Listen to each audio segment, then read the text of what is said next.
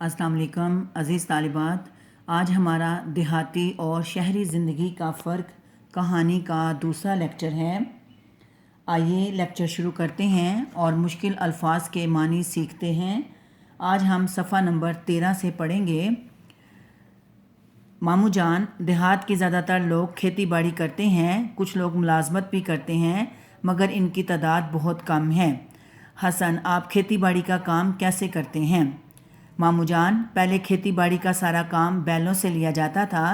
बैलों की मदद से खेतों में हल चलाते, कुओं से पानी निकालते, गंदम की गहाई करते थे। गहाई करना, अनाज और बोसा अलग करना। बोसा का मतलब है छिलका। मगर अब उनकी जगह मशीनें और आलात आ गए हैं। अब ट्रैक्टर और उनसे चलने वाली ज़राई मशीनरी ने खेती बाड़ी के काम को बहुत आसान और तेज़ कर दिया है। इसी तरह अब कुआं कहीं नज़र नहीं आता, इसकी जगह ट्यूबवेल ने ले ली हैं। बिलाल, मैंने तो सुना था देहात में कच्चे मकान और कच्ची सड़कें होती हैं, वहाँ बिजली और फ़ोन भी नहीं होता, मगर यहाँ तो ऐसा नहीं। नाना जान, बिलाल बेटे, आज से कुछ अरसा पहले देहात ऐसे ही थे जैसे तुम बता रहे हो। अब देहात बहुत ज़्यादा बदल गए हैं। कच्चे मकानात की जगह लोगों ने पुख्ता मकानात बना लिए हैं। पुख्ता का मतलब लिखिए पक्के। देहात में सड़कों का जाल भी फैला दिया गया है। बहुत से देहात में बिजली पहुंचा दी गई है। मोबाइल फ़ोन तो अब हर गांव में नज़र आता है। मोमानी जान, मैं जब लाहौर गई थी सब्ज़ा देखने को तरस गई थी। हर तरफ मकानात, कारोबारी मराकज़, दुकानें, कारखाने, सड़कें और उन पर दौड़ने वाली गाड़ियाँ ही गाड़ियाँ। सच पूछो तो मेरा तो दम ही निकलने लगा था।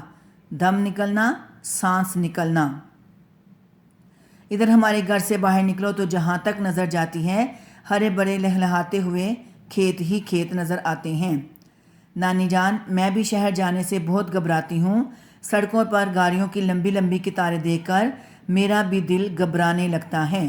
दिल घबराना, दिल परेशान होना। इसका ये मानी लिखिए। उनके शोर से मेरे तो सर में दर्द शुरू हो जाता है। धुआं फ़िज़ा को इस कदर आलूदा कर देता है कि सांस लेना दोबर हो जाता है। आलूदा का मतलब लिखिए गंदा, दोबर मुश्किल।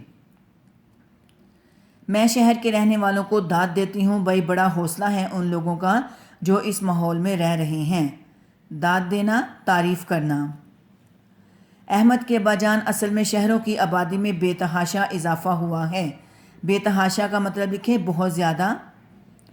पहले देहात में 75% लोग रहते थे। देहात से शहरों की तरफ नकल मकानी के बढ़ते हुए रुझान की वजह से अब 70% से भी कम लोग देहात में रह रहे हैं। नकल मकानी का मतलब लिखिए हिजरत करना, रुझान, ध्यान। जब किसी जगह लोग ज़्यादा होंगे तो गाड़ियाँ और शोर भी ज़्यादा होगा। हसन, फूफा जान, लोग देहात से शहरों में क्यों जाते हैं? अहमद के अब्बाजान, देहात में कारोबार के मौके कम होते हैं। लोग रोज़गार की तलाश में शहरों का रुख करते हैं,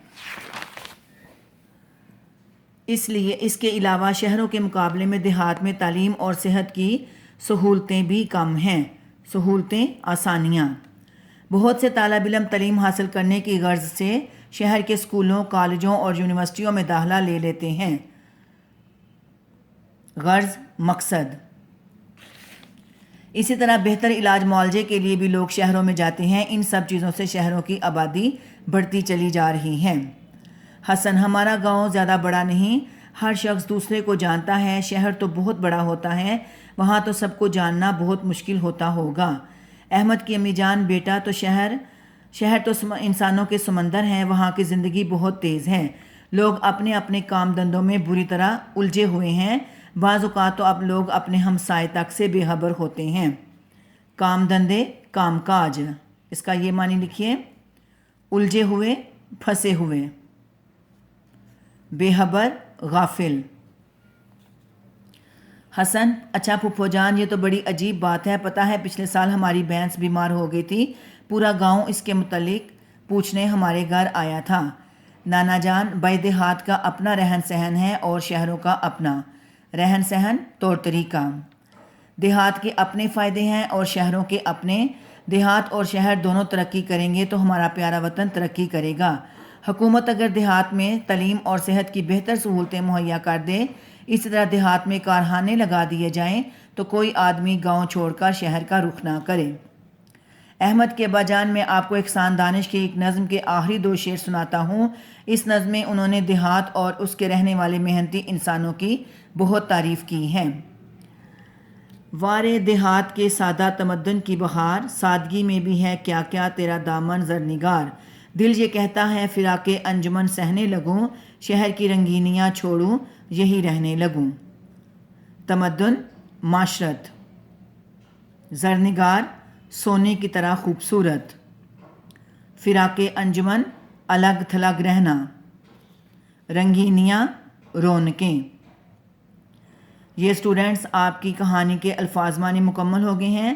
اب میں ان کے الفاظ معنی کی تصویر آپ کو سینڈ کرتی ہوں جنہیں آپ نے اچھی طرح سے یاد کرنا ہے۔ اللہ حافظ۔